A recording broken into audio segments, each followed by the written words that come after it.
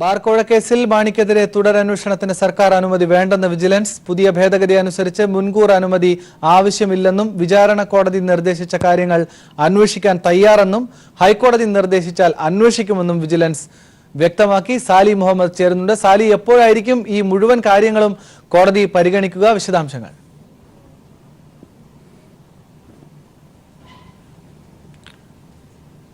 ആനന്ദ്, ഈ രണ്ട് കേസുകൾ VS നൽകിയ ഹർജിയും അതേ സെയിം ആവശ്യങ്ങൾ ഉന്നയിച്ചുകൊണ്ട് പരാതിക്കാരനായ ബിജു രമേശ് സമർപ്പിച്ച ഹർജിയും ഇന്ന് ഹൈക്കോടതിയുടെ പരിഗണനയ്ക്ക് വരുന്നുണ്ട്. ഇന്ന് ലിസ്റ്റ് ചെയ്തിരിക്കുന്ന കേസുകളുടെ പട്ടികയിൽ അതുകൊണ്ട് അത് വരുന്ന മുറയ്ക്ക് ഈ കേസും വിജിലൻസിന്റെ സത്യവാങ്മൂലവും കോടതി പരിഗണിക്കും. ഇതിൽ പ്രധാനപ്പെട്ട കാര്യം, ബാർക്കോഴ കേസിൽ തുടരന്വേഷണത്തിന് ഉത്തരവിട്ടുകൊണ്ട് തിരുവനന്തപുരം വിജിലൻസ് കോടതി ഒരു ഉത്തരവ് പുറപ്പെടുവിച്ചിരുന്നു. അതിലൊരു വ്യവസ്ഥയുണ്ടായിരുന്നു, തുടരന്വേഷണത്തിന് സർക്കാരിന്റെ മുൻകൂർ അനുമതി വാങ്ങണം എന്നുള്ളത്. അതിനെ തുടർന്ന് ഇതിന്റെ അന്വേഷണം അനിശ്ചിതത്തിലായിരുന്നു. അപ്പോഴാണ് പരാതിക്കാരനായ ബിജു രമേശും VS അച്യുതാനന്ദനും ഹൈക്കോടതിയെ സമീപിച്ചത്. അതായത് ഈ വ്യവസ്ഥ, വിജിലൻസ് കോടതി മുന്നോട്ട് വെച്ച ഈ വ്യവസ്ഥ, അതായത് സർക്കാരിന്റെ മുൻകൂർ അനുമതി വേണമെന്ന വ്യവസ്ഥ, അത് റദ്ദാക്കണം എന്നുള്ളതായിരുന്നു ആവശ്യം. ആ ഹർജികളാണ് ഇന്ന് പ്രധാനമായും പരിഗണിക്കുന്നത്. ഒപ്പം തന്നെ KM മാണി സമർപ്പിച്ച മറ്റൊരു ഹർജിയുണ്ട്, തനിക്കെതിരായ കേസ് റദ്ദാക്കണമെന്ന ഹർജി. ഇതെല്ലാം ചേർത്താണ് ഇന്ന് പരിഗണനയ്ക്ക് വരിക. കഴിഞ്ഞ ദിവസം VSന്റെയും ബിജു രമേശിന്റെയും ഹർജി പരിഗണിക്കവേ വിജിലൻസിനോട് കോടതി ഒരു സത്യവാങ്മൂലം സമർപ്പിക്കാൻ പറഞ്ഞിരുന്നു. അതായത് ഈ വ്യവസ്ഥ, ഇതുമായി ബന്ധപ്പെട്ട മുൻകൂർ അനുമതി വേണമെന്ന അഴിമതി നിരോധന നിയമത്തിലെ ഭേദഗതി ഈ കേസിന് ബാധകമാണോ എന്നത് സംബന്ധിച്ച് ഒരു സത്യവാങ്മൂലം സമർപ്പിക്കണം എന്നാണ് നിർദ്ദേശിച്ചിരുന്നത്. ഇപ്പോഴുള്ള സത്യവാങ്മൂലം തയ്യാറായിട്ടുണ്ട്, ഇന്ന് കോടതിയിൽ സമർപ്പിക്കുമെന്നാണ് നമ്മൾ മനസ്സിലാക്കുന്നത്. ആ സത്യവാങ്മൂലത്തിന്റെ കണ്ടന്റ് ഇപ്രകാരമാണ്. ഇത്തരത്തിൽ ഈ കേസിൽ സർക്കാരിന്റെ മുൻകൂർ അനുമതി ആവശ്യമില്ല എന്നുള്ളതാണ് വിജിലൻസിന്റെ നിലപാട്. കാരണം പുതിയ ഭേദഗതി അനുസരിച്ചുള്ള മുൻകൂർ അനുമതി വ്യവസ്ഥ ഈ കേസിൽ ബാധകമല്ല. അതിന് കാരണമുണ്ട്. 2018 ഇത്തരം മുൻകൂർ അനുമതി വ്യവസ്ഥ ഉൾപ്പെടുത്തിക്കൊണ്ടുള്ള ഭേദഗതി അഴിമതി നിരോധന നിയമത്തിൽ വന്നത്. പക്ഷേ വർഷങ്ങൾക്ക് മുമ്പ് 2014 തന്നെ KM മാണിക്കെതിരായ FIR വിജിലൻസ് രജിസ്റ്റർ ചെയ്തിരുന്നു. ആ സാഹചര്യത്തിൽ ഈ ഭേദഗതി ഈ കേസിൽ ബാധകമല്ല. ഒന്ന്.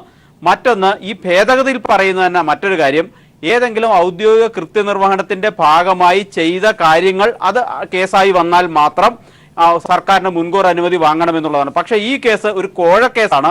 അതുകൊണ്ട് തന്നെ ഔദ്യോഗിക കൃത്യനിർവഹണത്തിന്റെ ഭാഗമായി KM മാണി ചെയ്ത ഏതെങ്കിലും ഒരു നടപടിയുടെ ഭാഗമായി വന്ന കേസല്ല. അതുകൊണ്ട് തന്നെ ഈ വ്യവസ്ഥ ഈ രണ്ടാമത്തെ കാരണത്താലും ഈ കേസിൽ ബാധകമല്ല എന്നുള്ളതാണ് വിജിലൻസ് നിലപാട്. ഏതായാലും അല്പസമയത്തിനകം തന്നെ, ഇന്ന് ഉച്ചയ്ക്ക് മുമ്പ് തന്നെ ഈ കേസ് ഹൈക്കോടതി സിംഗിൾ ബെഞ്ചിന്റെ പരിഗണനയ്ക്ക് വരും. അപ്പോൾ വിജിലൻസ് ഈ നിലപാട് അറിയിക്കുകയും ചെയ്യും. പക്ഷെ പ്രധാനപ്പെട്ട മറ്റൊരു കാര്യം, വിജിലൻസ് മുന്നോട്ട് വെക്കുന്നത് ഈ കേസിൽ തുടരന്വേഷണം നടത്താൻ തങ്ങൾ തയ്യാറാണ്. പക്ഷേ അതിന് ഹൈക്കോടതിയുടെ മുൻകൂർ അനുമതി ആവശ്യമുണ്ട്. കാരണം ഈ കേസ് റദ്ദാക്കണമെന്ന് ആവശ്യപ്പെട്ടുകൊണ്ട് KM മാണിയുടെ ഒരു ഹർജി ഹൈക്കോടതിയിൽ പെൻഡിംഗ് ആണ്. അതിൽ വാദം നടക്കുകയാണ്. ആ കേസ് നിലനിൽക്കുന്ന സാഹചര്യത്തിൽ തുടരന്വേഷണത്തിന് നിയമപരമായ പ്രതിസന്ധി ഉണ്ട്. അതുകൊണ്ട് തന്നെ ആ കേസ് തീർപ്പാകുന്ന മുറയ്ക്ക് മാത്രമേ, ഹൈക്കോടതിയുടെ അനുമതിയോടുകൂടി മാത്രമേ ഇതിൽ തുടരന്വേഷണം നടക്കുകയുള്ളൂ. പക്ഷെ തുടരന്വേഷണത്തിന് നിയമപരമായി അഴിമതി നിയമത്തിലെ ഭേദഗതിയുമായി ബന്ധപ്പെടുത്തി യാതൊരു തടസ്സങ്ങളുമില്ല എന്നുള്ളതാണ് വിജിലൻസിന്റെ നിലപാട്. അത് സംബന്ധിച്ച് നിയമോപദേശം വിജിലൻസിന് ലഭിച്ചിട്ടുണ്ട്. ആ നിയമോപദേശം സത്യവാങ്മൂലമായി വിജിലൻസ് അഭിഭാഷകൻ അല്പസമയത്തിനകം തന്നെ ഹൈക്കോടതിയെ സമീപിക്കും. അതായത് സാലി സൂചിപ്പിച്ചതനുസരിച്ച് വിചാരണ കോടതി നിർദ്ദേശിച്ച കാര്യങ്ങൾ അന്വേഷിക്കാൻ തയ്യാറാണ്. ഹൈക്കോടതിയുടെ നിർദ്ദേശം ഉണ്ടായാൽ അത് അന്വേഷിക്കുക തന്നെ ചെയ്യും എന്ന് വിജിലൻസ് നിലപാട് വ്യക്തമാക്കുകയാണ്. ഒരുപക്ഷെ വലിയ രാഷ്ട്രീയ ചലനങ്ങൾ ഉണ്ടാക്കിയ ഒരു കേസ് കൂടിയാണിത്. അങ്ങനെയെങ്കിൽ ഹൈക്കോടതിയുടെ ഇന്നത്തെ നിലപാട് നിർണായകമായി നമ്മളൊക്കെ കാത്തിരിക്കേണ്ടതല്ലേ സാലി?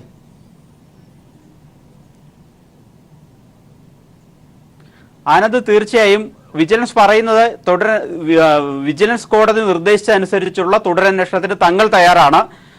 മറ്റ് തടസ്സങ്ങളൊന്നുമില്ല. കാരണം ഈ അഴിമതി നിരോധന നിയമത്തിലെ ഭേദഗതിയുമായി ബന്ധപ്പെട്ട് മുന്നോട്ട് വെക്കുന്ന തടസ്സങ്ങളൊന്നും ഇതിനില്ല. മറിച്ച് ഹൈക്കോടതിയിൽ KM മാണി സമർപ്പിച്ച ഹർജി പെൻഡിംഗ് ആണ് എന്നുള്ളത് മാത്രമാണ് തങ്ങൾക്ക് മുന്നിലുള്ള ഇപ്പോഴത്തെ തടസ്സം. അത് തീർപ്പാകുന്ന മുറയ്ക്ക് അന്വേഷണത്തിന് തങ്ങൾ തയ്യാറാണ് എന്നാണ് അറിയിച്ചിരിക്കുന്നത്. പക്ഷേ KM മാണി ഹർജിയിൽ മുന്നോട്ട് വെച്ചിരിക്കുന്ന പ്രധാന വാദം, ഈ കേസിൽ 3 തവണ വിജിലൻസ് അന്വേഷണം നടത്തി തനിക്കെതിരെ തെളിവില്ല, താൻ കുറ്റക്കാരനല്ല എന്ന് കണ്ട് റിപ്പോർട്ട് സമർപ്പിച്ചതാണ്. ആ റിപ്പോർട്ട് പരിഗണിക്കാതെയാണ് തിരുവനന്തപുരം വിജിലൻസ് കോടതി ഇത്തരത്തിൽ തുടരന്വേഷണത്തിന് വീണ്ടും ഉത്തരവിട്ടത്. ആ തുടരന്വേഷണത്തിന് ഉത്തരവിട്ട വിജിലൻസ് കോടതിയുടെ നടപടി നിയമപരമല്ല എന്നുള്ളതാണ് KM മാണിയുടെ വാദം. ആ വാദവും കോടതിക്ക് പരിഗണിക്കേണ്ടി വരും. കാരണം 3 തവണ ഈ കേസിൽ അന്വേഷണം നടത്തി എന്നുള്ള വാദം പ്രധാനപ്പെട്ട ഒരു വാദമാണ് എന്ന് തന്നെയാണ് നിയമവിദഗ്ധർ ചൂണ്ടിക്കാട്ടുന്നത്. പക്ഷേ അത് പരിഗണിക്കാതെയാണ് വിജിലൻസ് കോടതി തുടരന്വേഷണത്തിന് നിർദ്ദേശം നൽകിയത്.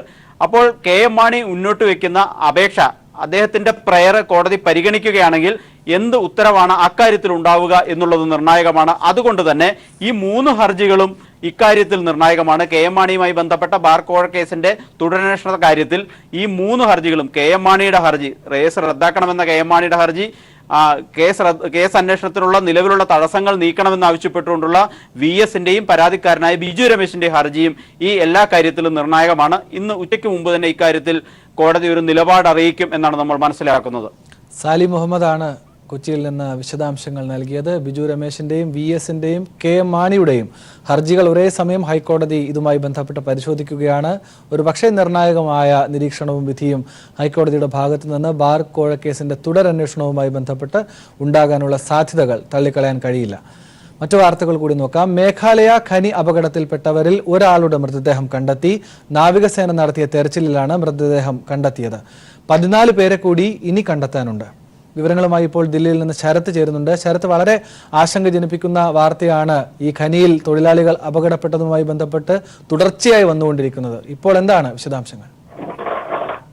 ആനന്ദ്, ഖനി അപകടം നടന്ന 32 ദിവസങ്ങൾക്ക് ശേഷമാണ് അപകടത്തിൽപ്പെട്ട ഖനി തൊഴിലാളികളിൽ ഒരാളുടെ മൃതദേഹം കണ്ടെത്താൻ ഇപ്പോൾ നാവികസേനയും അതുപോലെ തന്നെ ദേശീയ ദുരന്ത നിവാരണ സേനയും നടത്തിയ തെരച്ചിലിൽ സാധിച്ചിരിക്കുന്നത്.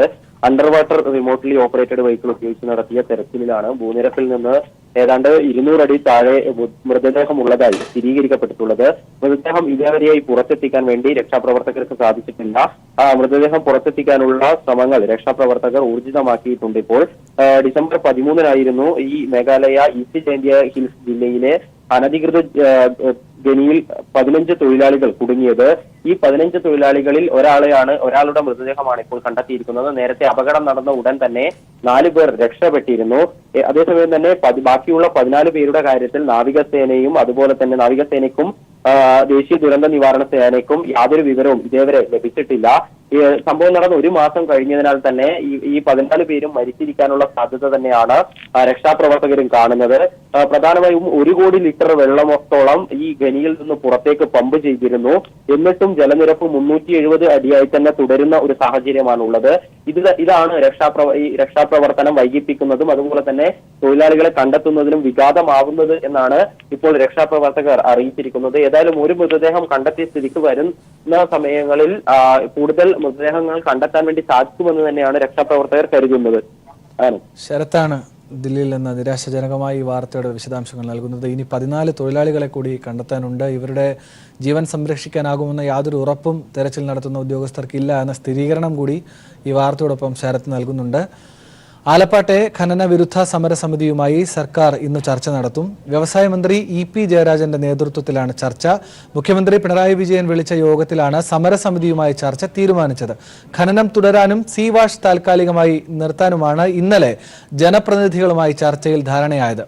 ഖനനത്തിന്റെ പ്രത്യാഘാതങ്ങളെക്കുറിച്ച് പഠിക്കാൻ വിദഗ്ധ സമിതിയെ നിയോഗിക്കാനും തീരുമാനമായിട്ടുണ്ട്. സമരസമിതിയുമായുള്ള ചർച്ചയ്ക്കു ശേഷമാകും ഇക്കാര്യങ്ങളിൽ അന്തിമ നിലപാട് സർക്കാർ പ്രഖ്യാപിക്കുക. സമിതി ഇടക്കാല റിപ്പോർട്ട് നൽകുന്നത് വരെയാണ് സീ വാഷ് നിർത്തലാക്കിയത്. UDF യോഗം ഇന്ന് രാവിലെ 11 മണിക്ക് പ്രതിപക്ഷ നേതാവിന്റെ ഔദ്യോഗിക വസതിയിൽ നടക്കും. വരുന്ന ലോക്സഭാ തെരഞ്ഞെടുപ്പിന് മുന്നോടിയായുള്ള സ്ഥാനാർത്ഥി ചർച്ചയും തെരഞ്ഞെടുപ്പ് ഒരുക്കങ്ങളുമാണ് പ്രധാന ചർച്ചാ വിഷയം. JDU മുന്നണി വിട്ട പശ്ചാത്തലത്തിൽ UDF-നൊപ്പം തുടരുന്ന വിഭാഗത്തെയും JSS രാജൻ ബാബു വിഭാഗത്തെയും UDF-ൽ സഹകരിപ്പിക്കുന്ന കാര്യവും ഇന്നത്തെ യോഗത്തിൽ ചർച്ചാ വിഷയമാകും. ഇപ്പോൾ ലെസ്ലി ജോൺ തിരുവനന്തപുരത്ത് നിന്ന് ചേരുന്നുണ്ട്. ലെസ്ലി, എപ്പോഴാണ് യോഗം ആരംഭിക്കുക? ലഭിക്കുന്ന വിശദാംശങ്ങൾ എന്തൊക്കെയാണ്?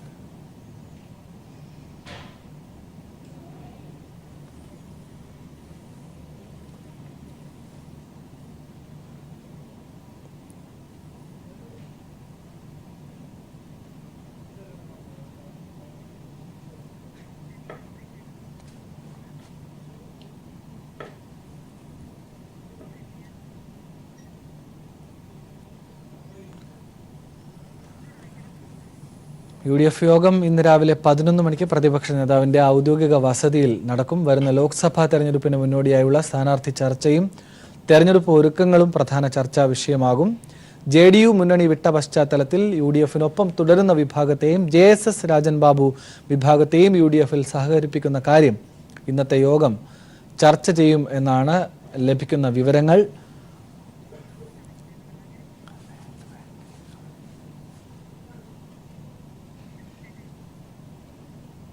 മറ്റു വാർത്തകൾ കൂടി നോക്കാം. LDF യോഗവും ഇന്ന് തിരുവനന്തപുരത്ത് ചേരും. 4 പാർട്ടികളെ മുന്നണിയിലെടുത്ത ശേഷം നടക്കുന്ന ആദ്യ യോഗമാണ് ഇന്ന് ചേരുക. യോഗത്തിൽ മുന്നണി എന്ന നിലയിലുള്ള പ്രവർത്തനങ്ങൾക്ക് രൂപം നൽകും. ലോക്സഭാ തെരഞ്ഞെടുപ്പ് സംബന്ധിച്ച പ്രാഥമിക ചർച്ചകളും യോഗത്തിൽ ഉണ്ടായേക്കും. BCCIയുടെ ഇടക്കാല ഭരണസമിതി പരാജയമാണെന്ന ബീഹാർ ക്രിക്കറ്റ് അസോസിയേഷന്റെ ആരോപണം സുപ്രീം കോടതി ഇന്ന് പരിഗണിക്കും. സ്ത്രീവിരുദ്ധ പരാമർശങ്ങളുടെ പേരിൽ ഇന്ത്യൻ ടീമിൽ നിന്ന് ഹാർദിക് പാണ്ഡ്യയെയും KL രാഹുലിനെയും വിലക്കിയത് കോടതിക്ക് മുന്നിൽ എത്തും. ജസ്റ്റിസ് SA ബോബ്ഡെ അധ്യക്ഷനായ 2-അംഗ ബെഞ്ചാണ് കേസ് പരിഗണിക്കുക. ഇടക്കാല ഭരണസമിതി അധ്യക്ഷൻ വിനോദ് റായിയും സമിതി അംഗങ്ങളുമായുള്ള തർക്കം BCCIയുടെ പ്രവർത്തനത്തെ ബാധിച്ചു എന്ന ആരോപണവും കോടതി പരിശോധിക്കും. മാധ്യമപ്രവർത്തകൻ രാംചന്ദ്ര ഛത്രപതിയെ കൊലപ്പെടുത്തിയ കേസിൽ വിവാദ ആൾദൈവം ഗുർമീത് റാം റഹീം സിംഗിനുള്ള ശിക്ഷ കോടതി ഇന്ന് വിധിക്കും. ഗുർമീത് അടക്കം 4 പ്രതികൾ കുറ്റക്കാരാണെന്ന് പഞ്ചകുള പ്രത്യേക CBI കോടതി ജനുവരി 11 കണ്ടെത്തിയിരുന്നു. സുരക്ഷാ പ്രശ്നങ്ങൾ മുൻനിർത്തി ഗുർമീതിനെ കോടതിയിൽ നേരിട്ട് ഹാജരാക്കില്ല. പൂരാസച്ച് ദിനപത്രത്തിന്റെ എഡിറ്ററായിരുന്ന രാംചന്ദ്ര ഛത്രപതിയെ 2002 ഒക്ടോബർ 24 ഗുർമീതും അനുയായികളും ചേർന്ന് കൊലപ്പെടുത്തിയത്. നീണ്ട 12 വർഷത്തിനു ശേഷം 2019 ജനുവരി 11 ഗുർമീതും 3 അനുയായികളും കുറ്റക്കാരാണെന്ന് കോടതി കണ്ടെത്തി. പഞ്ച്കുള പ്രത്യേക CBI കോടതി ജഡ്ജി ജഗദീപ് സിംഗാണ് കേസിൽ ശിക്ഷ വിധിക്കുക. ബലാത്സംഗ കേസിൽ ഇപ്പോൾ ജയിലിൽ കഴിയുന്ന ഗുർമീതിനെ കോടതിയിൽ നേരിട്ട് ഹാജരാക്കില്ല. സുരക്ഷാ പ്രശ്നങ്ങൾ മുൻനിർത്തി ഗുർമീത് ശിക്ഷ അനുഭവിക്കുന്ന റോഹ്തക് ജില്ലയിലെ സുനാരിയ ജയിലിൽ വീഡിയോ കോൺഫറൻസ് സൗകര്യം ഒരുക്കിയിട്ടുണ്ട്. കേസിൽ വിധി പറയുന്ന സമയത്തും ജയിലിൽ വീഡിയോ കോൺഫറൻസ് സൗകര്യം ഒരുക്കിയിരുന്നു. കുൽദീപ് സിംഗ്, നിർമ്മൽ സിംഗ്, കൃഷ്ണൻലാൽ എന്നിവരാണ് കേസിലെ മറ്റു പ്രതികൾ. 2006 രാംചന്ദ്ര ഛത്രപതിയുടെ കൊലപാതക കേസ് CBI ഏറ്റെടുത്തത്. ഗുർമീതിന്റെ സിർസയിലുള്ള ആശ്രമത്തിൽ സ്ത്രീകളെ ബലാത്സംഗത്തിന് ഇരയാക്കുന്നുണ്ടെന്ന വാർത്ത പുറത്തുവിട്ടതിന്റെ പ്രതികാരത്തിനാണ് ഛത്രപതിയെ കൊലപ്പെടുത്തിയെന്നാണ് CBIയുടെ കണ്ടെത്തൽ. ഇതിനുവേണ്ട തെളിവുകളും CBI കോടതിയിൽ നിരത്തിയിരുന്നു.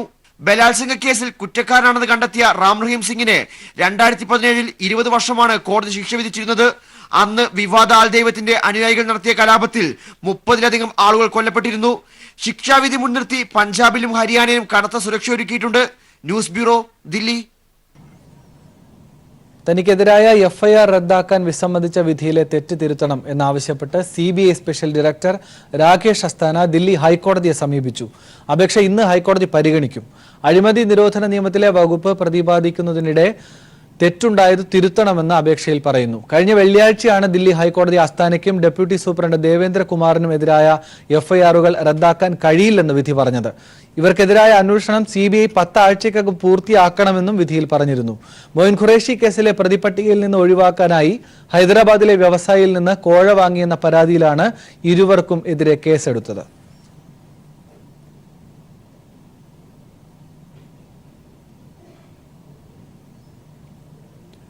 ബാർകോഴ കേസുമായി ബന്ധപ്പെട്ട് VS അച്യുതാനന്ദനും KM മാണിയും സമർപ്പിച്ച 2 ഹർജികൾ ഹൈക്കോടതി ഇന്ന് പരിഗണിക്കും. തുടരന്വേഷണം നിർദ്ദേശിച്ചുള്ള വിജിലൻസ് കോടതി ഉത്തരവ് റദ്ദാക്കണം എന്നാണ് KM മാണിയുടെ ആവശ്യം. കഴിഞ്ഞ ദിവസം ഹർജി പരിഗണിച്ച കോടതി മാണിയുടെ ആവശ്യത്തിൽ ഇടപെട്ടില്ല.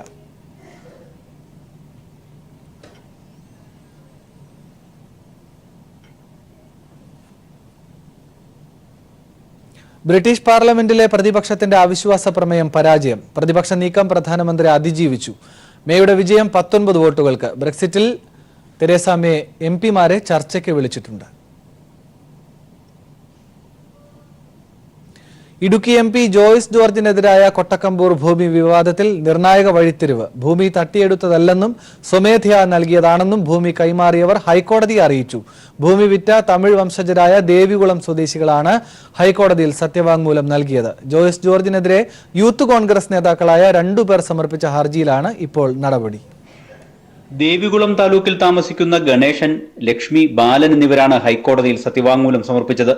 തങ്ങളുടെ അറിവോടും സമ്മതത്തോടും കൂടിയാണ് ഭൂമി കൈമാറ്റം നടത്തിയിട്ടുള്ളതെന്ന് ഇവർ വ്യക്തമാക്കുന്നു. പരാതിയില്ലെന്നും മൂവരും കോടതിയെ അറിയിച്ചിട്ടുണ്ട്. തങ്ങളെ തെറ്റിദ്ധരിപ്പിച്ച് ചിലർ പരാതിയിൽ ഒപ്പിട്ടു വാങ്ങുകയായിരുന്നു. ഇതിനാൽ തങ്ങളെ കേസിൽ നിന്നും ഒഴിവാക്കണമെന്നാണ് 3 പേരുടെയും അപേക്ഷ. പട്ടികവർഗ വിഭാഗത്തിന് നൽകിയ വനഭൂമി ജോയിസ് ജോർജിന്റെ പിതാവ് വ്യാജ മുക്തിയാർ ചമച്ച് തട്ടിയെടുത്തു എന്ന കേസിലാണ് നിർണായക വഴിത്തിരിവ്. കേസിൽ CBI അന്വേഷണം ആവശ്യപ്പെട്ട് 2 യൂത്ത് കോൺഗ്രസ് നേതാക്കളാണ് ഹൈക്കോടതിയെ സമീപിച്ചത്. ഭൂമി നഷ്ടപ്പെട്ടവരുടെ നിലപാട് അറിയണമെന്ന് കേസ് പരിഗണിച്ച കോടതി നിർദ്ദേശിക്കുകയായിരുന്നു. ഇതിനെ തുടർന്നാണ് തമിഴ് വംശജരായ 3 പേരും കോടതിയിൽ സത്യവാങ്മൂലം നൽകിയത്. സംഭവം കഴിഞ്ഞ ലോക്സഭാ തെരഞ്ഞെടുപ്പിനോടനുബന്ധിച്ച് UDF വലിയ രാഷ്ട്രീയ വിവാദമാക്കി മാറ്റിയിരുന്നു. പിന്നാലെയാണ് CBI അന്വേഷണം ആവശ്യപ്പെട്ട് യൂത്ത് കോൺഗ്രസ് നേതാക്കൾ കോടതിയിലെത്തിയത്. ആരോപണത്തിന്റെ മുന ഒടിഞ്ഞത് പാർലമെന്റ് തെരഞ്ഞെടുപ്പിന്റെ പശ്ചാത്തലത്തിൽ UDFന് രാഷ്ട്രീയ തിരിച്ചടിയായി. News bureau, Kochi. പട്ടികജാതി പട്ടികവർഗ കോർപ്പറേഷന്റെ നവീന വായ്പാ പദ്ധതികൾക്ക് തുടക്കമായി. പദ്ധതികളുടെ സംസ്ഥാനതല ഉദ്ഘാടനം തിരുവനന്തപുരം കിളിമാനൂരിൽ മുഖ്യമന്ത്രി പിണറായി വിജയൻ നിർവഹിച്ചു. 332 ഉപഭോക്താക്കൾക്കായി 3,49 ലക്ഷം രൂപയാണ് കോർപ്പറേഷൻ വിതരണം ചെയ്യുക. പട്ടികജാതി പട്ടികവർഗ വിഭാഗങ്ങൾക്കായി നവീന വായ്പാ പദ്ധതികളാണ് കോർപ്പറേഷൻ വിഭാവനം ചെയ്തിരിക്കുന്നത്. മൾട്ടിപർപ്പസ് വായ്പാ പദ്ധതി, വനിതാ ശാക്തീകരണ പദ്ധതി, കൃഷിഭൂമി വായ്പാ പദ്ധതി, വിദേശ തൊഴിൽ വായ്പാ പദ്ധതി, പ്രവാസി പുനരധിവാസ പദ്ധതി തുടങ്ങിയ പദ്ധതികളിലൂടെ ആദ്യഘട്ടത്തിൽ 332 ഗുണഭോക്താക്കൾക്കാണ് പ്രയോജനം ലഭിക്കുക. വിവിധ പദ്ധതികളിലായി 2 ലക്ഷം രൂപ മുതൽ 20 ലക്ഷം രൂപ വരെയാണ് കുറഞ്ഞ പലിശ നിരക്കിൽ ഉപഭോക്താക്കൾക്ക് ലഭ്യമാക്കുക. വായ്പകൾക്ക് സബ്സിഡിയും ഏർപ്പെടുത്തിയിട്ടുണ്ട്. പട്ടികജാതി പട്ടികവർഗ യുവാക്കൾ സ്റ്റാർട്ടപ്പ് സംരംഭങ്ങൾ ആരംഭിക്കുമ്പോൾ അതിനുള്ള വായ്പയാണ് കോർപ്പറേഷൻ ഒരുക്കുന്നത്. ഇങ്ങനെ നോക്കിയാൽ ഇന്നത്തെ സമൂഹത്തിൽ ഏറ്റവും പ്രധാനപ്പെട്ട ഒട്ടേറെ രംഗങ്ങളിലുള്ള ഇടപെടലാണ് കോർപ്പറേഷൻ നടത്തിയിരിക്കുന്നത്. പട്ടിക വിഭാഗത്തിൽപ്പെട്ടവർക്ക് പുതിയ വീട് നിർമ്മിക്കുന്നതിനായി ഭവന നിർമ്മാണ വായ്പാ പദ്ധതിയും ആരംഭിച്ചിട്ടുണ്ട്.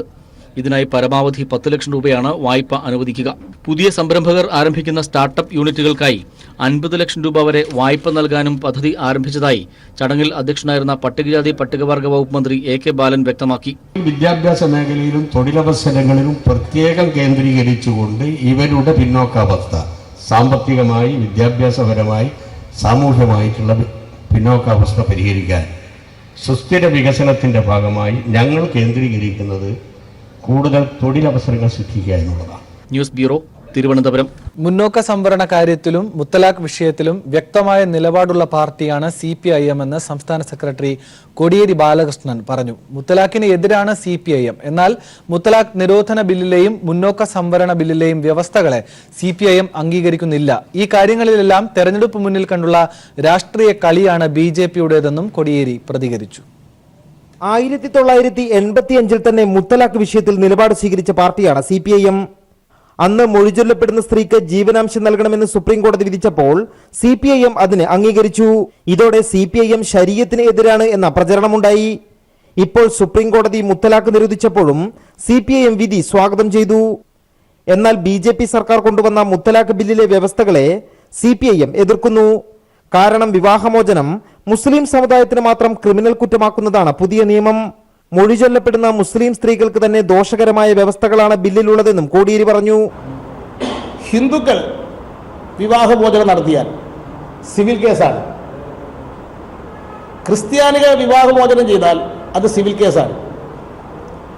എന്നാൽ മുസ്ലിമുകൾ വിവാഹമോചനം ചെയ്താൽ അത് ക്രിമിനൽ കേസാക്കി മാറ്റും എന്നുള്ളത് അത് മുസ്ലിമുകളോട് മാത്രം കാണിക്കുന്ന ഒരു വിവേചനപരമായ നിലപാടായതുകൊണ്ടാണ് ഈ ഓർഡിനൻസിനെ ഞങ്ങൾ എതിർത്തത്.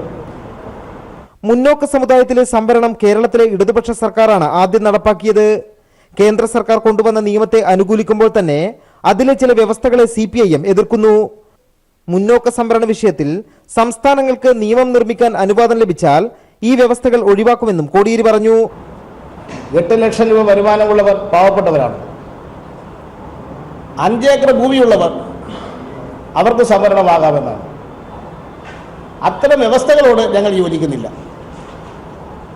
സംസ്ഥാനങ്ങൾക്ക് റൂൾസ് വഴി തീരുമാനമെടുക്കാനുള്ള അധികാരമാണ് ലഭിക്കുന്നതെങ്കിൽ ഈ വ്യവസ്ഥ കേരളം അംഗീകരിക്കുകയില്ല. എല്ലാ സമുദായത്തിലെയും മുന്നോക്കക്കാരിലെ പാവപ്പെട്ടവർക്ക് സംവരണത്തിന്റെ ആനുകൂല്യം ലഭിക്കണം എന്നതാണ് CPIM നിലപാട്. മുത്തലാഖ് വിഷയവും മുന്നോക്ക സംവരണ വിഷയവും പരാമർശിച്ച് മോഡി കൊല്ലത്ത് നടത്തിയത് തിരഞ്ഞെടുപ്പ് പ്രചരണ പ്രസംഗം മാത്രമാണെന്നും കോടിയേരി പറഞ്ഞു.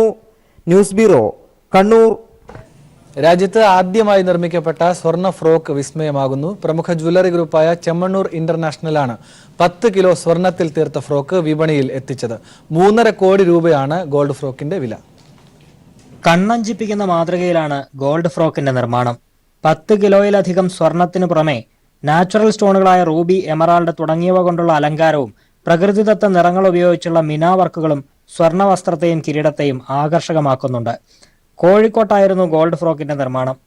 5 പേർ ചേർന്ന് 5 മാസം നടത്തിയ അശ്രാന്ത പരിശ്രമം കൊണ്ടാണ് ഗോൾഡ് ഫ്രോക്ക് യാഥാർത്ഥ്യമായതെന്ന് ചെമ്മണ്ണൂർ ജ്വല്ലേഴ്സ് ഉടമ ബോബി ചെമ്മണ്ണൂർ പറഞ്ഞു. 5 മാസത്തിൽ കൂടുതൽ സമയമെടുത്തിട്ട് ചെയ്തതാണ്. വളരെ എക്സ്പേർട്ടായിട്ടുള്ള പണിക്കാർ വളരെ ഒരു ടീം വർക്കായിട്ട് ചെയ്തിട്ടുള്ളതാണ്. ഏകദേശം 3.5 കോടിയോളം രൂപ വില വരുന്ന ഫ്രോക്ക് ഈ മാസം 21 മുതൽ ചെമ്മണ്ണൂർ ജ്വല്ലേഴ്സിന്റെ തൃശൂർ ഷോറൂമിൽ പ്രദർശിപ്പിക്കും. തുടർന്ന് ജ്വല്ലറിയുടെ മറ്റു ഷോറൂമുകളിലും പ്രദർശനത്തിനെത്തിക്കുമെന്നും ബോബി ചെമ്മണ്ണൂർ അറിയിച്ചു. News bureau, Kochi.